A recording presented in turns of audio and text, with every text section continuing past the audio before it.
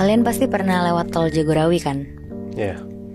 Jadi sekitar tahun 2014 ada ibu-ibu umurnya sekitar 50 tahun. Kita sebut aja namanya ini tuh Ibu Desi. Jadi Bu Desi ini tuh punya pengalaman mistis di tol Jagorawi. Bu Desi rumahnya tuh di Jakarta. Dia cuma punya satu anak perempuan. Anaknya itu tuh udah nikah dan tinggalnya di Bogor. Jadi Bu Desi karena single parent, setiap minggunya tuh dia selalu nyamperin anak sama cucunya ke Bogor. Kebetulan Bu Desi ini tuh bisa dibilang hitungannya orang berada lah. Jadi Bu Desi juga punya supir untuk kemana-mana. Nah jadi setiap minggunya tuh Bu Desi ke Bogor. Dan biasanya Bu Desi tuh kalau ke rumah Bogor pulang pergi doang. Jadi berangkatnya pagi kayak jam 7-an, terus pulangnya malam sekitar jam 10 sampai 12-an. Di sana tuh Bu Desi seneng banget karena dia ketemu cucunya. Biasanya mereka nonton film bareng cucunya, terus sesekali juga ke mall di Bogor sama anaknya juga. Ya sebenarnya sama aja sih kegiatannya sama kayak nenek dan cucu pada umumnya. Tapi ada satu hari di mana Bu Desi tuh pulang dari Bogor agak gak enak badan. Dan pas pulang dari Bogor sekitar jam 12 malam, pas lewat tol, Bu Desi tuh ngerasa badannya tuh berat banget. Bahkan sekelibet Bu Desi tuh ngeliat kayak ada perempuan nyebrang jalan di tol. Padahal kan gak mungkin banget kan Muibi di tol bisa nyebrang gitu. Nah yang dilihat Bu Desi ini tuh perempuan nyebrang sambil lari ke bahu jalan terus hilang. Tapi Bu Desi tuh gak mikirin lah. Dia cuma mikir karena dia lagi gak enak badan kali ya. Takutnya dia tuh salah lihat juga. Ini Bu Desi lihat di tol Jagorawi. Iya bener Moy. Oke. Tapi karena Bu Desi penasaran, akhirnya dia nanya lah ke supir yang lagi nyetir. Pak, kamu lihat gak tadi ada yang nyebrang depan mobil kita? Supirnya tuh bilang kalau dia tuh gak lihat apa-apa. Jadi kan ngobrol lewat kaca spion tengah ya Muibi, yang di tengah. Sambil supirnya ngomong gak lihat bu, supirnya tuh lihat ke tengah spion itu. Tapi di sela-sela ngomong itu, supirnya tuh ngelihat ada perempuan duduk di belakang Bu Desi sambil nunduk. Karena supirnya takut, akhirnya supirnya langsung lihat ke depan dan fokus nyetir aja sambil merinding. Berkali-kali dia ngecek ke jok belakang lewat spion itu, masih ada sosok perempuan ini. Gak hilang-hilang. Gak hilang-hilang Moy. Berarti ini posisinya si sosok cewek itu di belakangnya Bu Desi, bukan di sampingnya ya? Iya di belakangnya. Di bagasi berarti ya? Iya Bi, di kursi yang paling belakang, yang ke bagasi gitu loh. Nah tapi pas keluar pintu tol, tiba-tiba tuh sosok ini hilang.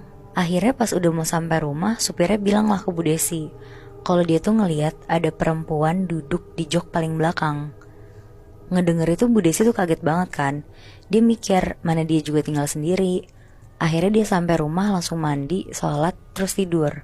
Singkat cerita, pas Bu Desi bangun dia tuh gak kenapa-napa dan ngerasa lebih lega. Nah akhirnya seminggu kemudian Bu Desi berangkat lagi nih ke Bogor, ke rumah anaknya. Dia berangkat sekitar jam 6 pagi. Selama di perjalanan cucunya Bu Desi ini tuh juga udah nelfonin terus. Pas udah sampai sana sekitar jam 8 pagi, Bu Desi langsung main sama cucunya. Ngobrol sama anaknya, terus ceritalah ke anaknya, namanya Wina. Bu Desi bilang kalau seminggu lalu pas dia pulang dari rumah Wina, Bu Desi tuh ngeliat ada perempuan nyebrang di tol, dan kata supirnya ada perempuan juga ikut duduk di jok mobil belakang. Tapi ya Wina denger emang kaget. Cuma Wina bilang kalau dia lewat situ tuh gak pernah ada macem-macem. Terus Wina bilang juga mungkin ibu karena lagi gak enak badan aja kali, jadi sensitif. Biasanya ibu lewat situ juga belum pernah ngeliat kan, baru kali ini aja.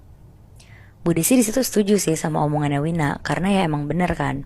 Iya. Selama Bu Desi bolak-balik Jakarta Bogor tuh baru pertama kali juga Bu Desi ngeliat itu. Pas mereka berdua lagi asik ngobrol, tiba-tiba suaminya si Wina, namanya Arkan, dia datang terus nimbrung ke omongannya mereka berdua. Tanpa basa-basi si Arkan tuh langsung bilang, ibu ngeliat juga bu?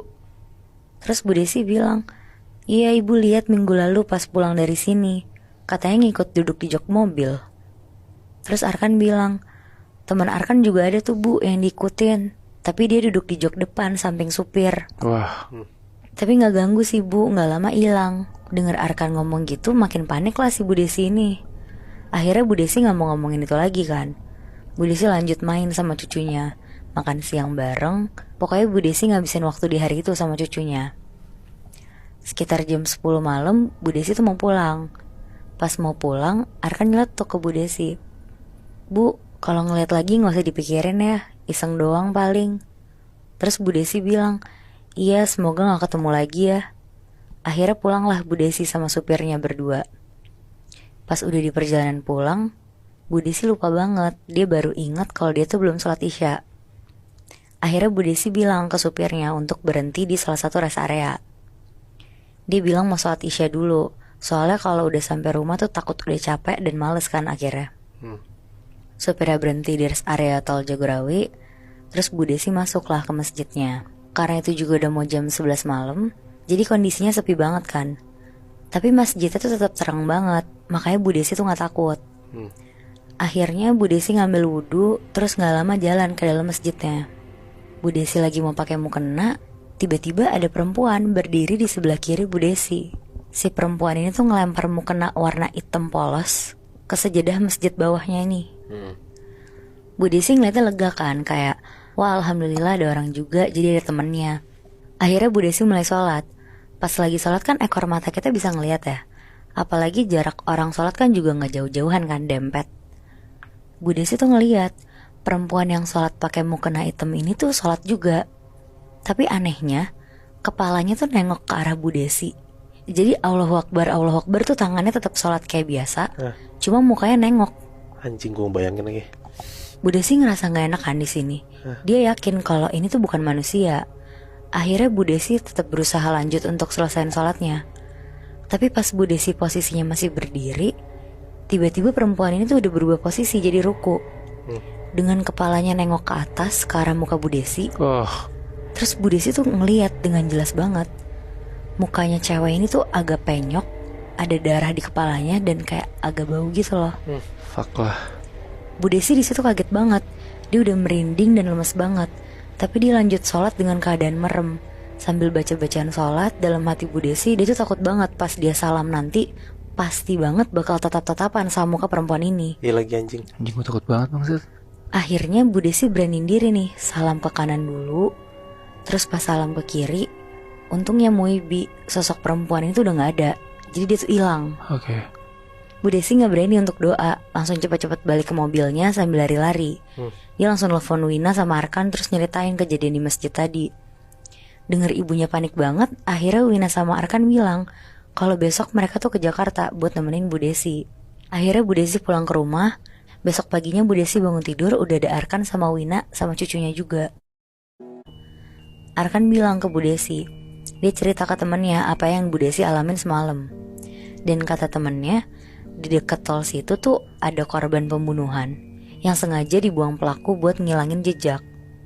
Mereka juga belum tahu sih kalau sosok perempuan itu tuh korban pembunuhan ini atau bukan. Tapi ngedenger itu Bu Desi tuh jadi takut buat lewat tol itu lagi. Itu memang pasti korban pembunuhan gak sih? Yang mayatnya dibuang di tol Jagorawi? Iya bisa jadi sih Moy, soalnya kan tadi si Arkan bilang ada pembunuhan yang dibuang di tol. Dan katanya itu tuh cewek. Ya bisa jadi emang si perempuan itu yang ganggu Bu Desi. Duh, gue masih merinding banget lagi. Ngebayangin lu lagi sholat sendirian malam-malam dan tiba-tiba ada sosok yang ikut sholat bareng lu. Dan lu tahu sosok ini tuh ngeliatin lu sepanjang lu lagi sholat. Anjir, parah banget. Aduh iya banget lagi Bi. Tapi kayak gue mikirnya dari tadi, kan gue bilang ya, tempat pembuangan mayat gue itu terkenal di Rawa Bangke yang sekarang jadi Rawa Bunga kan. Cerita lo kan juga di Cibubur yang ketemunya di tol deket Cibubur ya Bi? Di deket gerbang tol Cibubur, Mei. Kalau lo bilang kan di deket rest area dari arah Bogor ke Jakarta kan? Itu kan ada 2 rest area gak sih?